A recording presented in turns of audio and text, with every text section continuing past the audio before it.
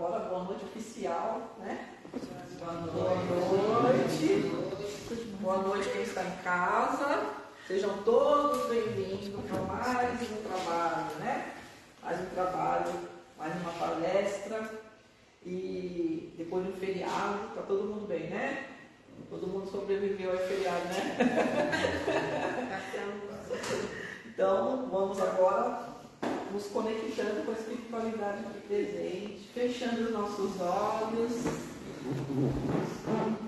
elevando o nosso pensamento agora, esquecendo a correria do dia a dia, e agora unidos num só pensamento, numa só energia, de mãos dadas com os nossos mentores espirituais, que esteve conosco durante o dia todo, nos protegendo, nos incluindo.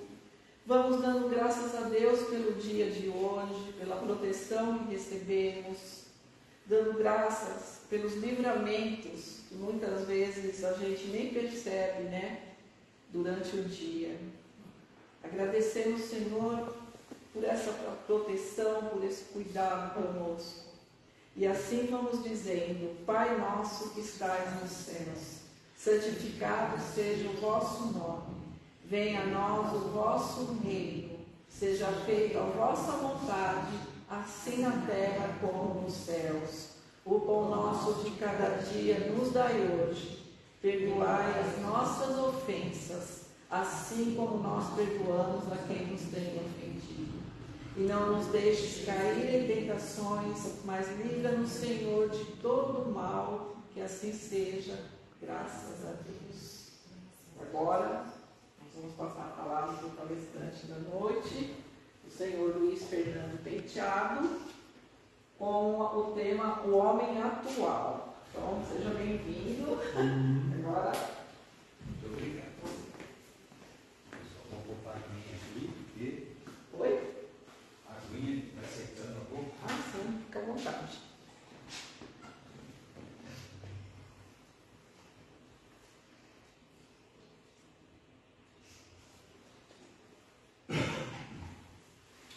Boa noite a todos. Boa noite. Tem muita gente aqui que já me conhece. Estou vendo só carinhas novas. Porque a última vez que eu estive aqui foi em 2019.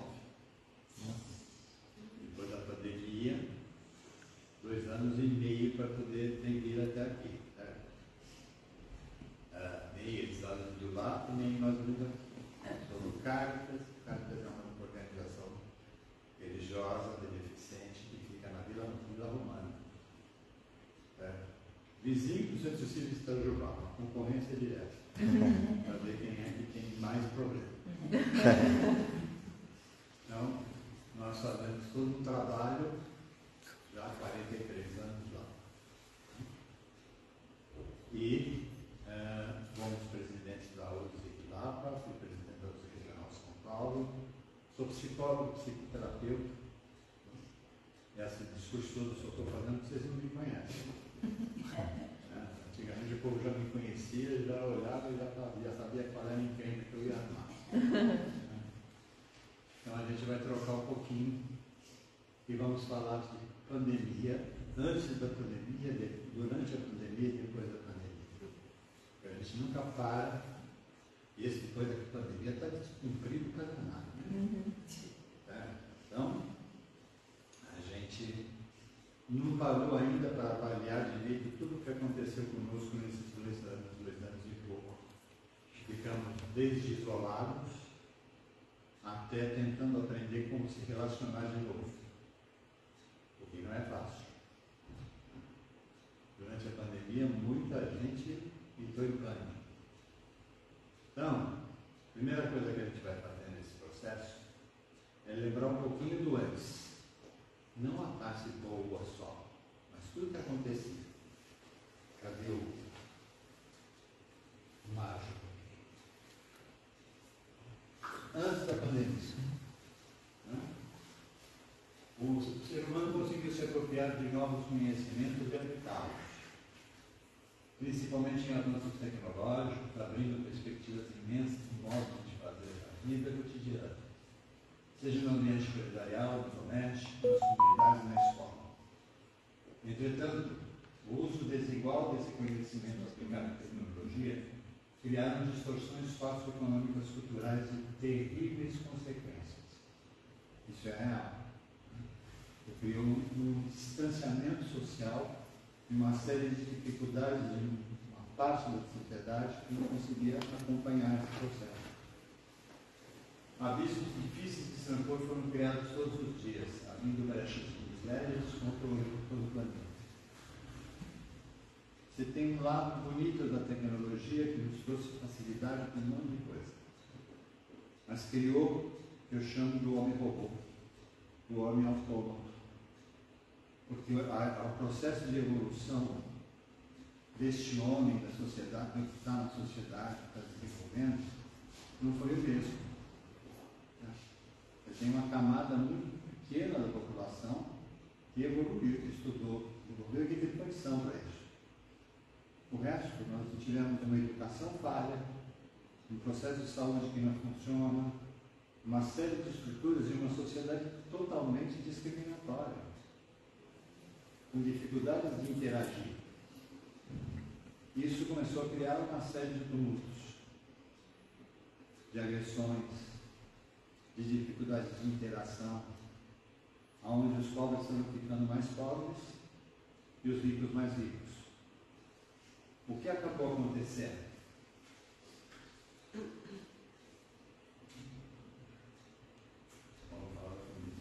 Aconteceu e começamos a viver um momento de angústia, de ansiedade completa, total, o tempo todo. As pessoas nunca tivemos tantos problemas de saúde mental como se teve, nos anos 18, 19, e daí com a pandemia ficou melhor, pior ainda.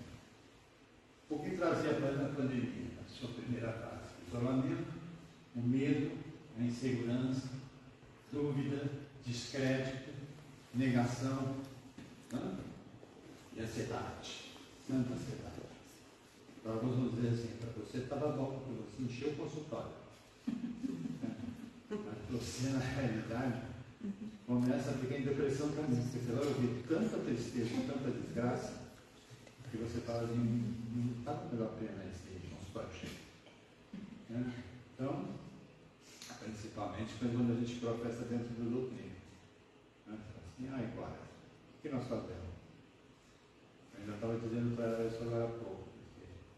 Esse distanciamento anterior tirou as pessoas mais simples, pelo menos parte das pessoas mais simples, da casa espírita.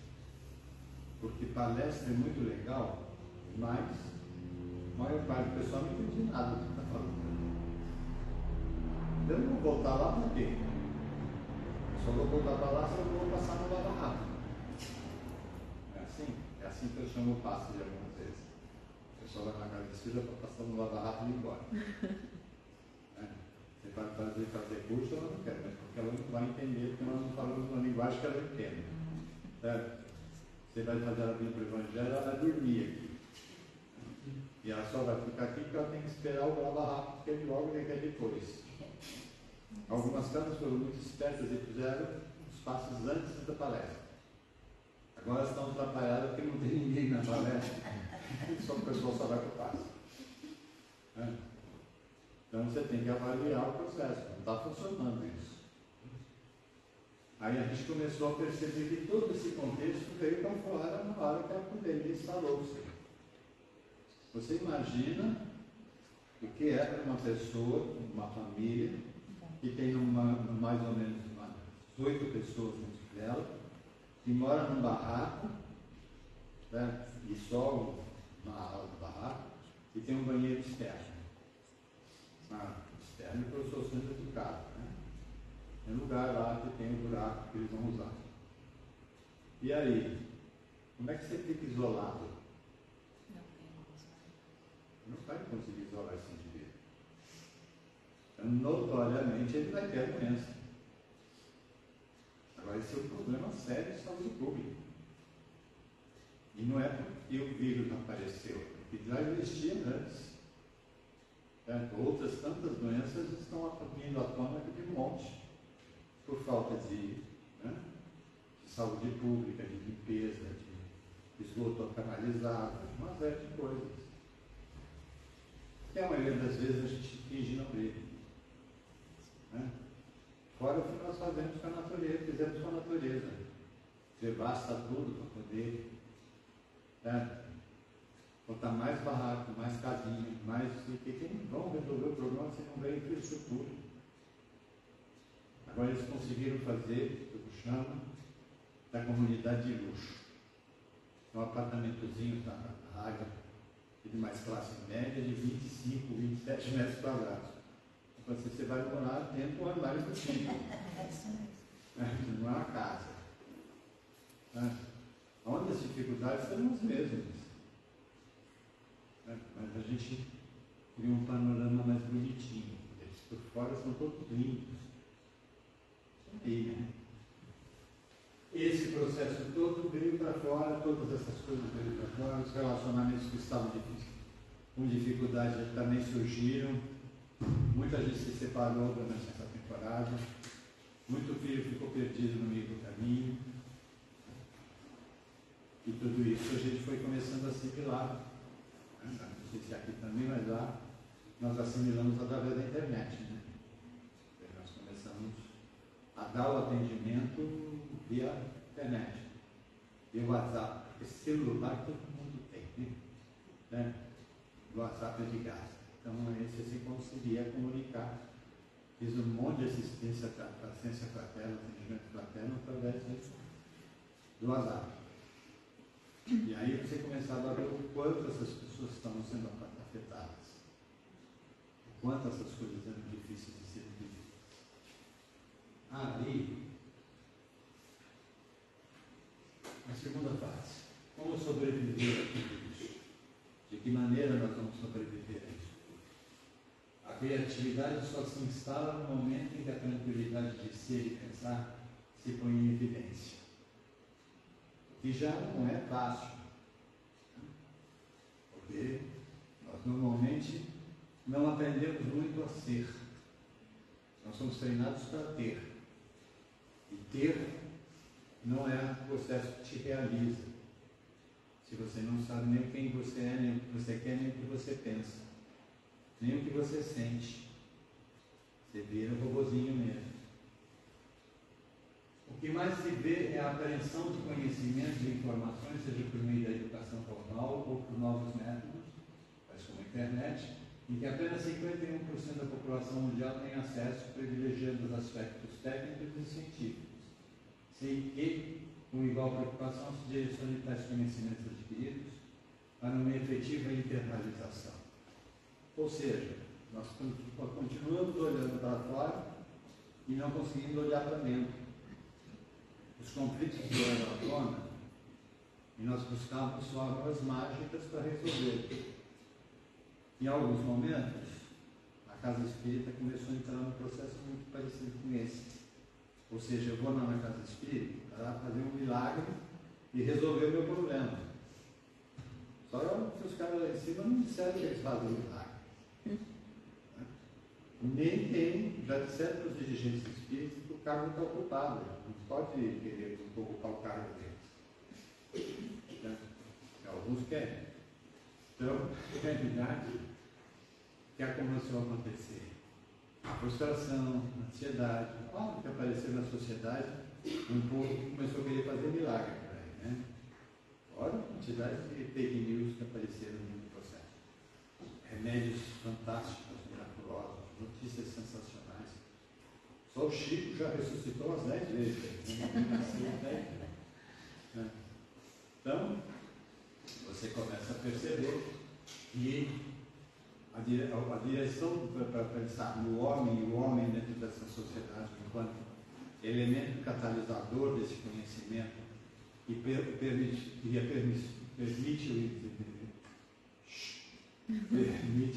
o desenvolvimento, né, dessa informação, desse processo, faz dele um homem mais efetivo.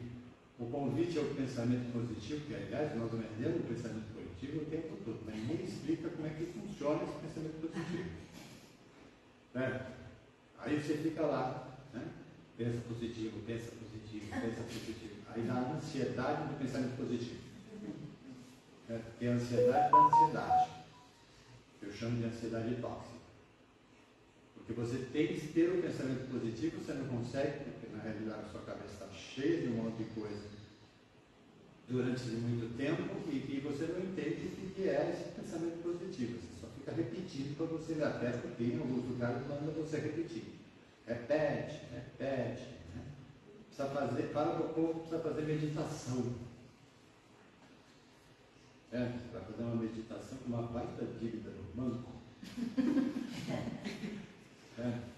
Um monte de coisa para poder resolver, com filho, com problema, conflito conjugal. Tá uma delícia, o patrão quer mandar embora.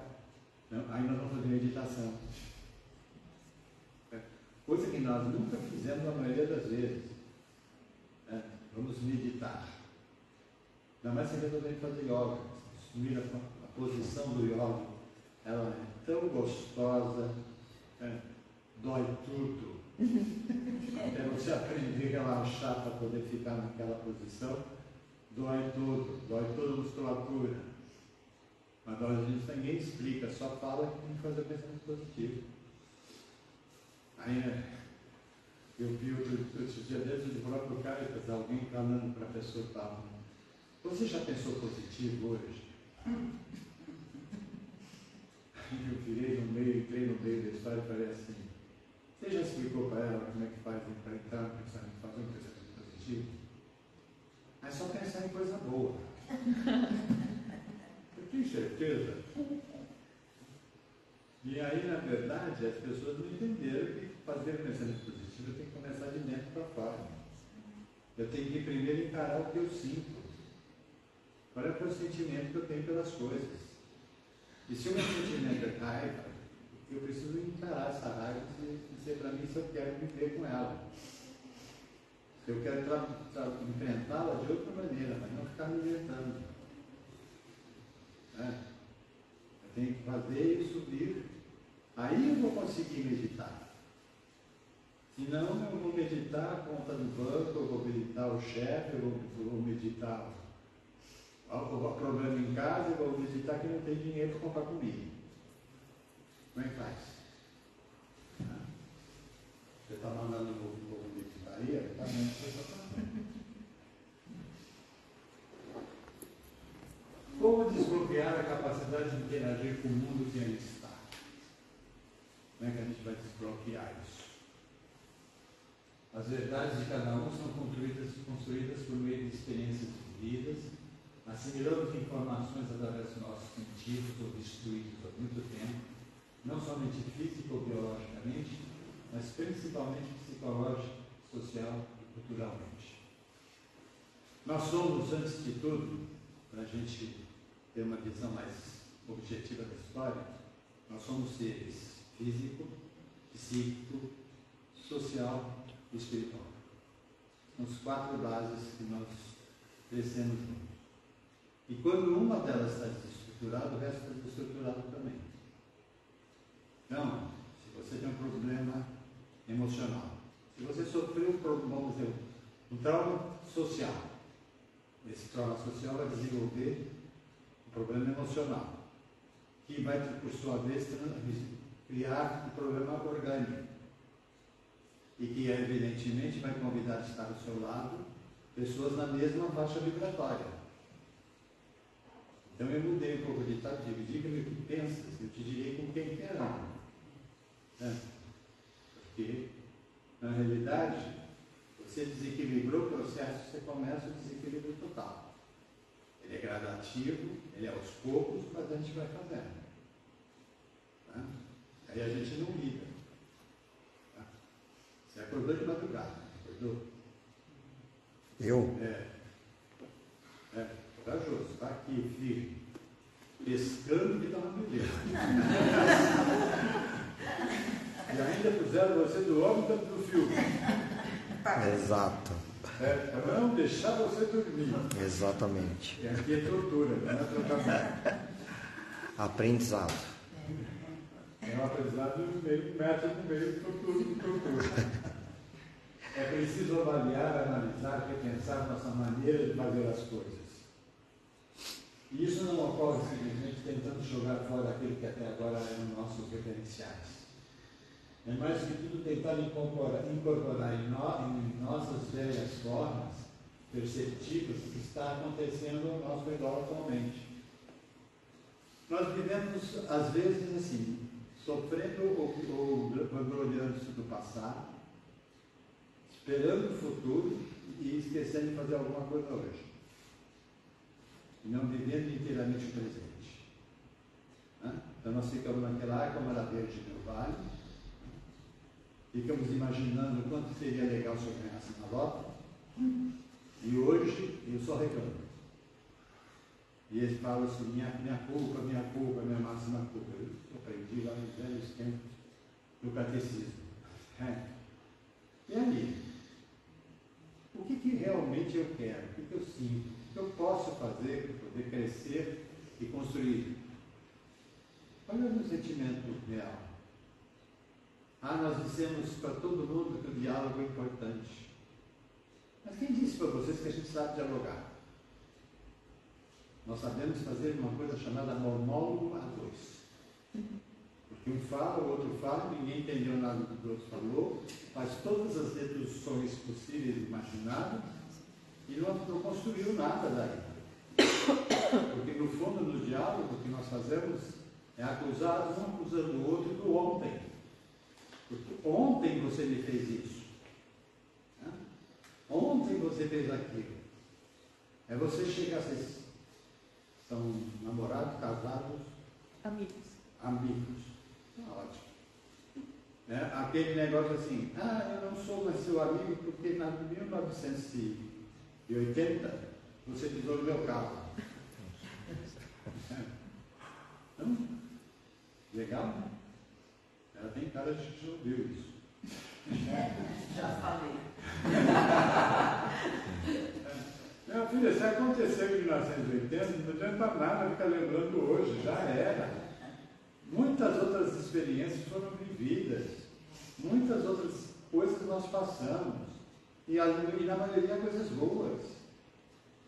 Agora, quando eu fico lembrando e me martirizando em função do ontem, eu destruo e trago meu pensamento para o negativo. E é isso que eu estou fazendo no meu negócio, que vai me deixar doente. E aí eu posso que ele diz assim, você tem uma memória. Mas ela só tem memória das coisas ruins, né? Vai apoiar hoje. Então, na realidade, será que nós temos que ficar lá sofrendo por ontem, ansiando pelo amanhã e não produzindo nada hoje para isso?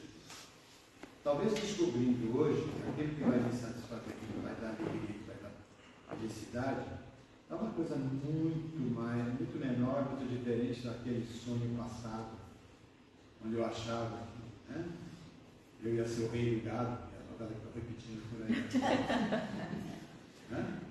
O milionário.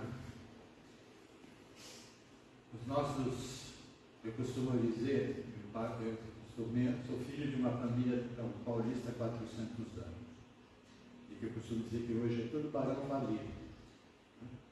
Porque perderam tudo que tinha. Ninguém trabalhou, ninguém fez coisa nenhuma. Passaram anos da vida deles só gastando heranças. E aí? Agora não sobrou nada. Agora você vai conversar com as pessoas, os mais velhos, você vai conversar com eles e eles vão contar para você, como nós éramos lindos e maravilhosos na década do início do século. No início do século já foi, e vocês torraram tudo que era lindo e maravilhoso. Não tem essa. O que sobrou foi a tradição, o respeito, os valores. Vocês estão lidando um pouco com isso. Aí nós sabemos porque a coisa está complicada, né? Isso, daqui a pouco ela me conta que está adorando. Todo conhecimento que se faz entrar apenas pelo lado racional é inútil, porque é apenas retórico. O conhecimento racional é importante, mas se eu não vivê-lo, eu não vou conseguir captar, incluir. É preciso que uma sensação de vida o acompanhe para que se torne verdadeiro para cada um. As velhas formas de pensar e agir que aparecem com uma forma persistente. É o que acontece. Então, alguém aqui da casa, vou voltar aqui, mas resolveu, na sua orientação, você tem que fazer o evangelho no lar. Tá. Aí como é que a gente faz o evangelho no lar? Sabe? Eu conto para mim. Uma vez por semana, né? Tirar um horário uma vez por semana, fazer uma oração, uma boa leitura, junto com a família, de preferência. Sim, só isso. Orar pela casa, né? Pedir proteção para a família, pela casa. Mais nada. Pelo menos eu faço assim. Não, você fez o que te ensinaram e tá, normalmente é assim que é feito. Mas depois, na hora que você faz o evangelho, depois se conversa a respeito da parte de família. A maioria das vezes, sim. Sim, ou você faz sermão? Ou você faz sermão? Não. A gente ouve, né, a opinião de cada um ali, que entendeu. E aí, quando estão todos em casa, a maioria das vezes estou sozinho. Aí conversa quando comigo. eles estão em casa e que eles discutem o processo, desculpa estar te amolando, você está aqui na frente, eu não. Mas na realidade, quando vocês conversam, cada um com a sua opinião, tem uma conclusão de todos, chegam a um conceito. Não. Porque ninguém aprendeu a fazer isso. E muitas vezes as pessoas vão falar que aquele que está dirigindo o trabalho eu quero ouvir. Assim? Linda essa página. Não entendeu nada. Lei, assim. Aí você vai lá no Santo Espírito, a moça lá é a nação, e ela manda ler o livro dos Espíritos. Leia o livro dos Espíritos. Fácil para ler, tranquilo, uma linguagem fácil de compreender. Primeiro, livro dos Espíritos a gente tem que ler a dois. Sozinho não vai funcionar. E de preferência, na maioria das vezes, a três. Com o processo do pai dos burros de lado, o dicionário. Entender e traduzir aquilo. Não é um livro que se lê de uma vez, é um livro que se lê aos pouquinhos. E tenta entender aquilo que está ali, primeiro, senão não vai entender nada do resto. Nós temos companheiros do movimento espírita que sabem ele de cor, mas se fizer as perguntas que eu fiz para ela, não consegue responder. Tem memória fotográfica, guardou tudo, não entendeu nada. Então, o teórico é importante, ele tem que vir junto com a vida, junto com a prática. E tem uma outra coisa que ajuda esse processo, porque a Casa Espírita eu sei que tem. Trabalho social, assistência social. Nada melhor do que a gente entender o que está escrito na codificação do que vir ajudar os outros. Vir pôr na prática, ouvir a reclamação dos outros, perceber as dificuldades e descobrir como nós temos uma vida muito boa. E eu posso dizer isso claramente que eu trabalho com parte de assistência. Isso que eu estou te enchendo a paciência agora. Porque é trabalho maravilhoso para você pôr em prática a doutrina. Nós mandamos todo mundo, você amar o próximo como a você mesmo. Mas amar o próximo como a mim mesmo na frente da televisão em casa é muito fácil. Achar lindo, o Luciano Huck faz dar, doação. E a Eliana também faz doação. Todo mundo faz doação. E a gente se emociona, chora. Mas vamos saber se nós saímos para dar uma roupinha que estava lá no guarda-roupa há 500 anos que estava incomodando. E aquele presente que ela ganhou de casamento, em 1800 lá para a farmácia, ela odiou nunca gostou daquele troço, nem sabia o que fazer com aquilo, mas ela enfiou no armário, guardado lá no canto, e não sai de lá. Né?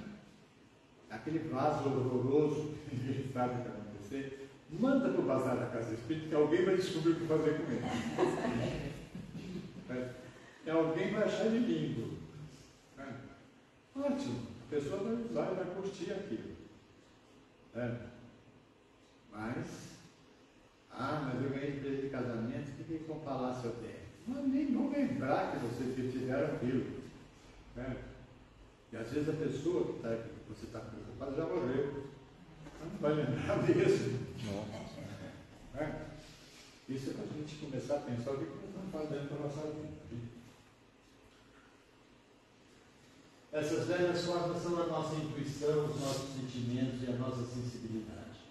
São elas que nos permitem conhecer o novo, reconhecendo o velho, organizando e reorganizando pensamentos e filosofias de vida, codificando-as dentro da nossa realidade e necessidade, criando uma nova consciência que nos possibilite ver os fatos inseridos num todo, e não apenas em partes distantes. É bem isso, nós acabamos enxergando só um lado da moeda, nós não enxergamos o resto. Nós não olhamos para tudo que precisávamos olhar. Nós cismamos, dizemos que em 1980 fez isso, e não enxergamos mais nada. E as outras coisas boas que fez no resto? E como é que se desenvolveu esse processo?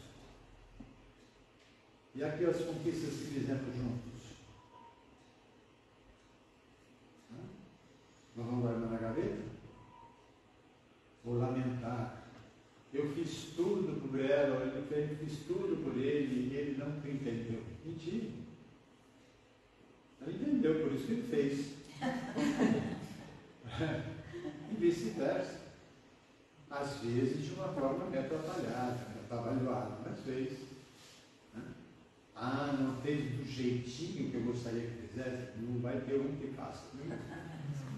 Só se você mandar para construir o robô que vai estar programado para fazer daquele jeito. Então, nós vamos descobrir novas formas de fazer. Vamos buscar a nossa intuição, perceber, ser sensíveis para a coisa. Olhar além. Nós muitas vezes paramos de conversar com as pessoas e perguntamos elas não entendem mesmo. Não adianta querer fazer que elas não ouvem. Não, mas às vezes elas não estão ouvindo, né? Porque você também não está. Você está monologando a dois. Uma das coisas que a gente vai aprender para poder transformar a coisa é aprender a ouvir. Na maioria do tempo nós escutamos. Escuto o barulho. Mas eu não ouço o que vem dentro desse barulho. Eu não percebo aquilo. Nós somos assim aqueles que somos bárbaros para os otorrinolaringologistas, principalmente os mais jovens, os jovens há mais tempo, assim que eu. Ótimo. Quem enche de cera está ótimo, ninguém ouve mesmo. Pode falar o que quiser do celular, que eu não estou ouvindo. Meu avô que dizia isso, minha avó vinha com a reclamação dela, ele dizia assim: graças a Deus que eu fiquei surdo. Senão eu já não estava mais aqui. E assim eles viveram durante 65 anos. E no final ela também tinha ficado surda. Então, ótimo, a conversa era sensacional.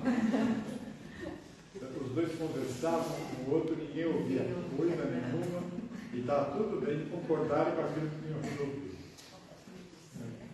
E o resto da família é fria, entendeu?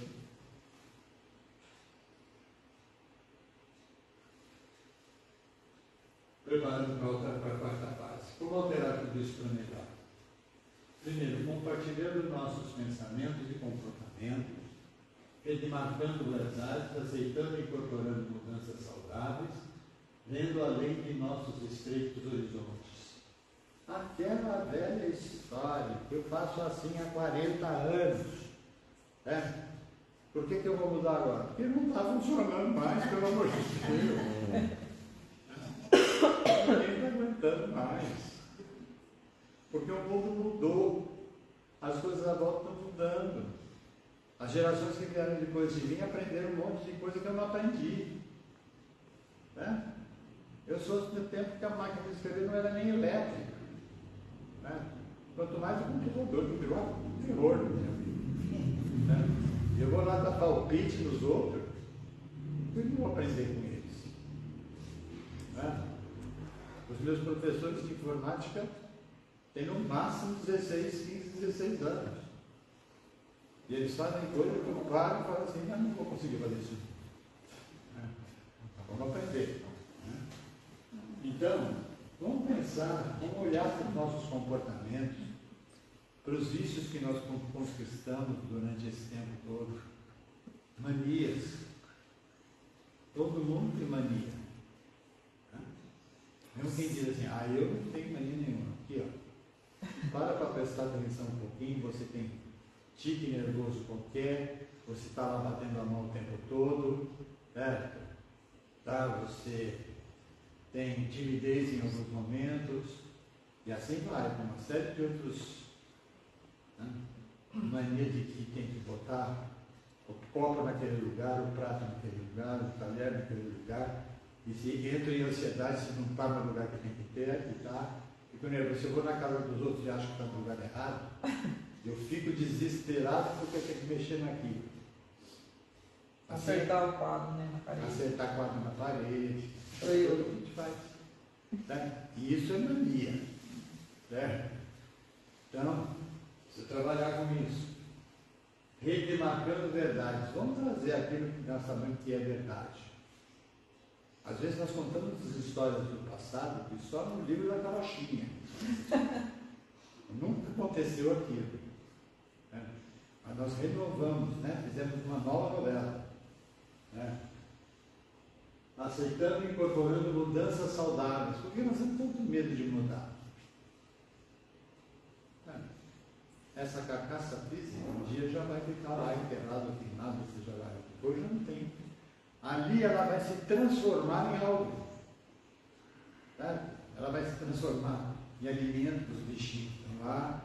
Ela vai se transformar em uma série de coisas. Porque as práticas do dia a dia não podem ser diferentes. Por que eu tenho que eternamente fazer igual?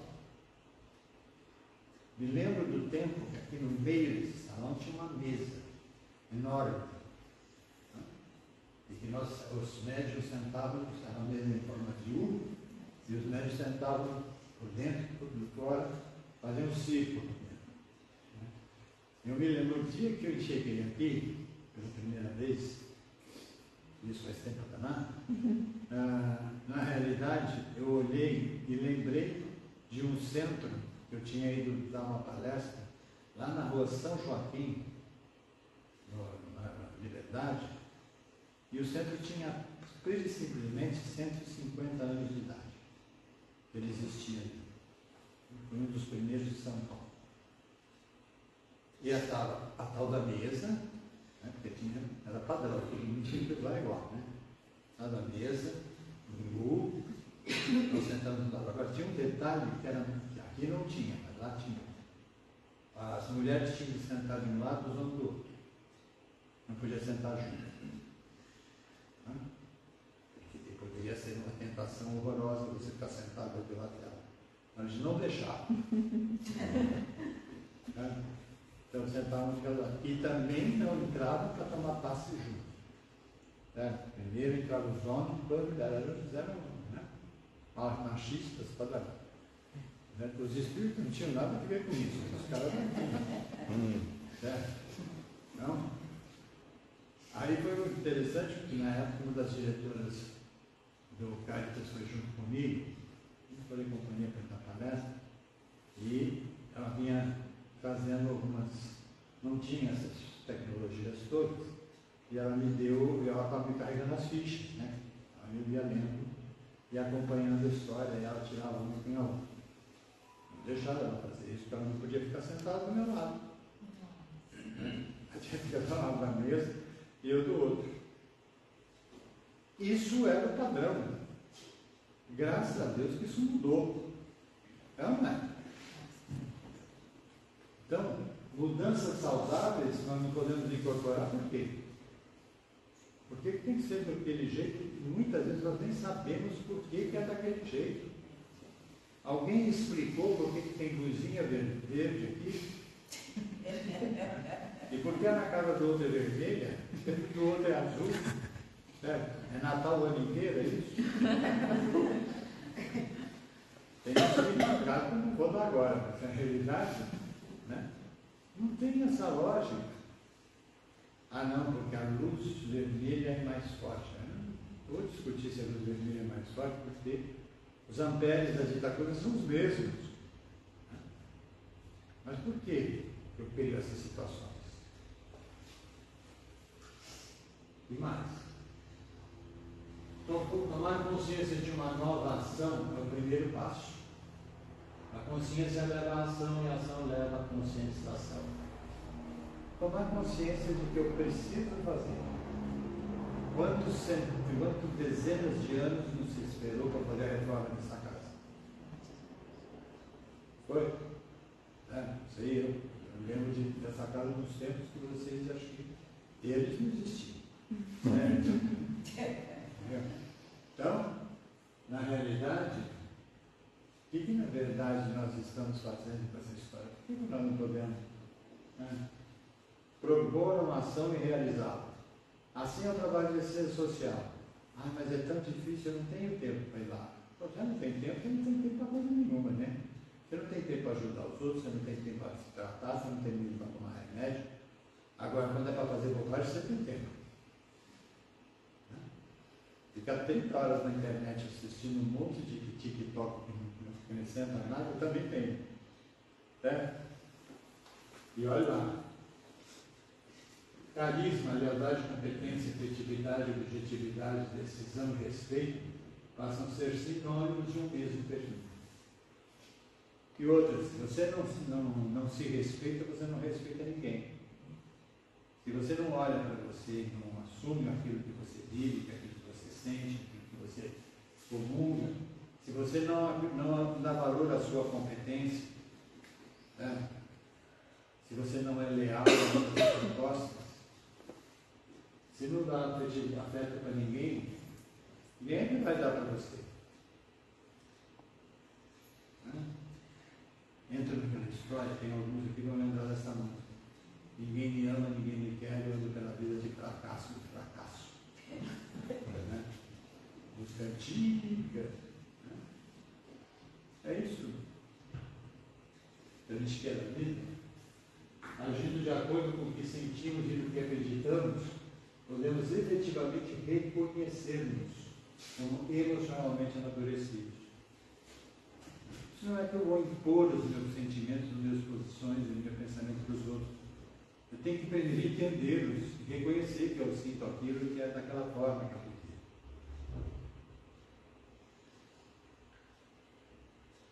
Mudando nossos pensamentos e comportamentos, iniciamos por contemplar, veja o que está ao seu redor, um olhar crítico. Procure perceber as implicações dos pequenos atos. Contatar. Chegue perto de quem faz como você ou faz diferente. Converse. Tente se entrosar. Conheça as razões. Conhecer. Ouça as pessoas para entendê-las melhor. Não comece a entrar no meio da conversa e cortar a conversa do outro. Isso quem faz na televisão é o Faustão. Ela começa a responder e já continua a resposta para o cara.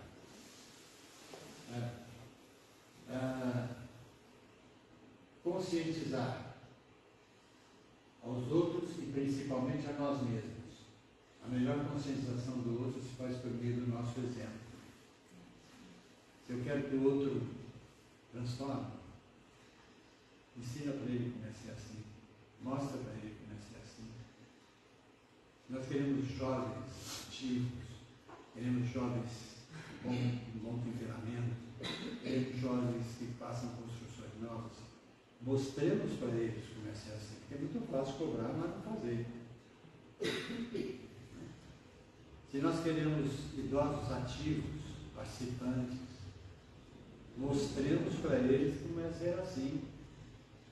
Porque às vezes eles até querem ser, mas a gente não deixa. Né? Ou, como dizia minha tia, eu não sou velha, eu sou idosa, velha é trapo. Né? Então, real. E ela foi uma batalhadora até os 90 anos de idade. Né? Então, na realidade, por que nós não podemos dar o exemplo? Se eu quero que meu filho se transforme, primeiro dê o exemplo. Eu digo para o meu filho que beber é muito ruim. Né? E a bebida traz uma série de malefícios. Aí eu dou um churrasco na minha casa, reúno todo mundo, encho de bebida. Né? As crianças não podem, os adultos todos podem encher a cara. E aí, enquanto eles estão bebendo, eles começam a lembrar coisas do passado. As farras que eles viveram, as bebidas que eles tomaram, né? As bebedeiras que eles viveram, uns negócios assim. Né? Outra coisa que se faz nesse momento também é a gente diz: mentir é feio. Né? Não aprenda, você não deve mentir. Mentir é muito feio. Na realidade, você não passa a ser uma pessoa que as pessoas gostam. Aí na tal da festa da história, a gente ouve um monte de mentiras que não são contadas, que acontece, que estão dizendo que acontece em casa, que todo mundo sabe que não acontece. Né? Ou então tem aquela história assim: eu falei que mentira era ruim, eu dei castigo que mentira era ruim, mas o telefone tocou. Aí eu falo para a criança assim: atende, mas não diga que eu estou. A mentira é feio, viu? Né? Muito bem. Vamos lá. Fechar o nosso. Para se chegar nesse estágio de satisfatória interação, é preciso aumentar nosso nível de autoconhecimento. Para saber chegar bem no outro quando queremos auxiliar e, de contrapartida, estarmos preparados para ouvir e aceitar quando vamos receber ajuda. Como é que chegar ao. Como é começar a aumentar o nível do autoconhecimento? Autoconhecimento nesse processo é a hora que você começa a responder para você o que realmente você sente. Ou seja, os medos que eu tenho e que não declaro, olhar para eles e encará-los e ver por que eu tenho aquele medo. De repente descobrir que aquele medo foi assimilado numa situação idiota na infância, que não tem sentido algum e que eu sei hoje, que é adulto, sou, que não vai acontecer, mas eu continuo com ele. Tem uma moça que dá aula para o cara, ela entra no carro e diz: tranquilo, se tiver luz acesa e gente lá dentro. Se não tiver luz acesa e gente lá dentro, ela não passa da porta. Eu vou lá saber quem que vai estar aí dentro. Não vai sair comigo lá dentro. É a mesma pessoa que vai ter a hora que você entrar com todo mundo aqui dentro. Os mesmos espíritos vão estar te acolhendo aí. E que não se esqueça, se eles querem te amolar, não importa se você está lá dentro ou se você está aqui fora, eles vão te amolar onde você estiver. Mas ela continua trazendo um negócio de infância. Então, o primeiro passo, eu estou olhando para mim, o que eu sinto. Quais são os valores que eu realmente preciso? O que para mim é certo ou errado? Por que eu sou ou me digo espírita? Se é que eu me digo espírita, né? Muita gente não diz.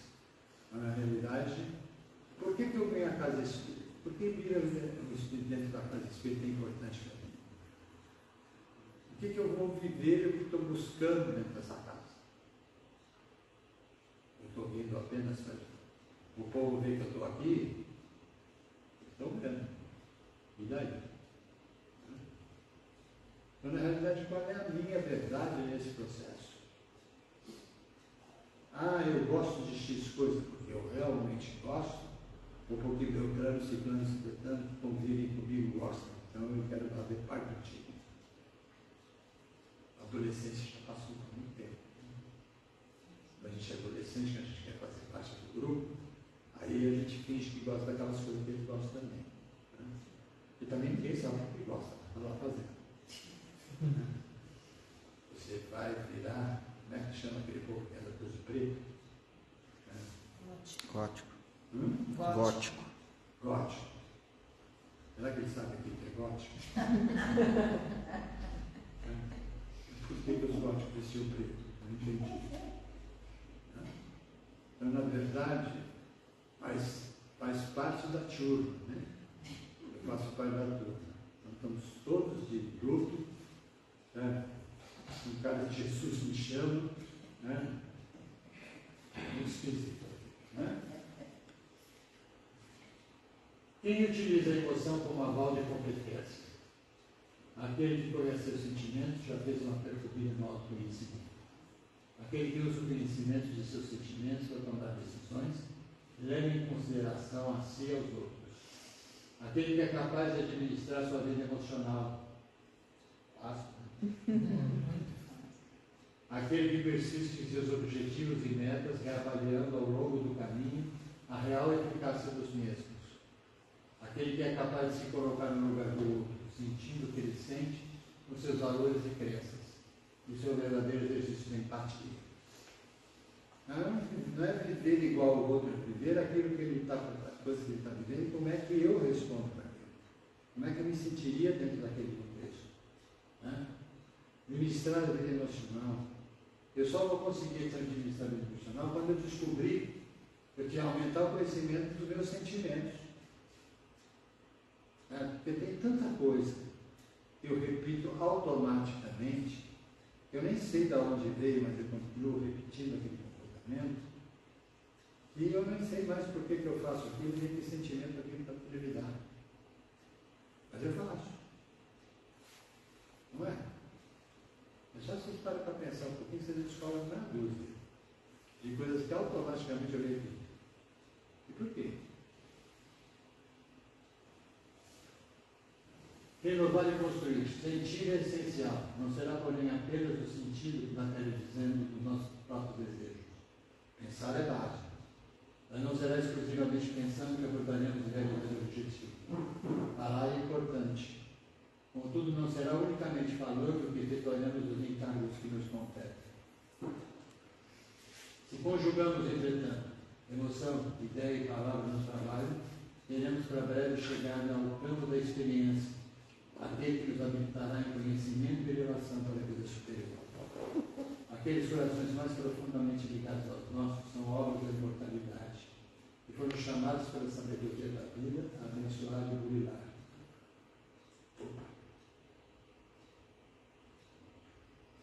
Se tens contigo alguém que anseia se transformar para o bem, silencia qualquer lamentação e cala toda crítica, e auxiliando quanto possas, ama sempre. Indulgência é um clima de edificação e de paz. Além disso, tão só pelo amor se nos é possível renovar e construir. Isso é unânime. É ali que a gente aprende esse processo todo. É sempre na convivência com o outro. Nós temos sempre que lembrar que reencarnamos para aprender a conviver conosco e com o próximo. Por isso que veio o processo amar o próximo como a si mesmo. Então, para mim, amar o próximo, eu tenho que amar a mim mesmo. E não é o que eu faço a maior parte das vezes. Eu estou sempre com alguma inveja de alguém que podia ser melhor do que eu queria estar fazendo aqui. Talvez a pessoa também tenha a mesma inveja de você. Então, vamos pensar nisso. Vamos refletir sobre esse processo. Vamos começar a nos conhecer melhor. É isso que a nova era vai trazer para nós agora. Nós só vamos sobreviver a este processo se mudarmos nossa vida e transformarmos isso. Aliás, eu não gosto muito de mudança. Eu prefiro que a gente transforme. Mudança você tira de um lugar para o outro. Transformar, você pega o que você já tem, trabalha em cima daquilo e constrói de novo. E aí eu tenho o preço e desenvolvo. É isso que eu queria passar para vocês hoje. Eu espero que vocês tenham entendido e gostado. Não pode me xingar amanhã. Tá bom? Obrigado.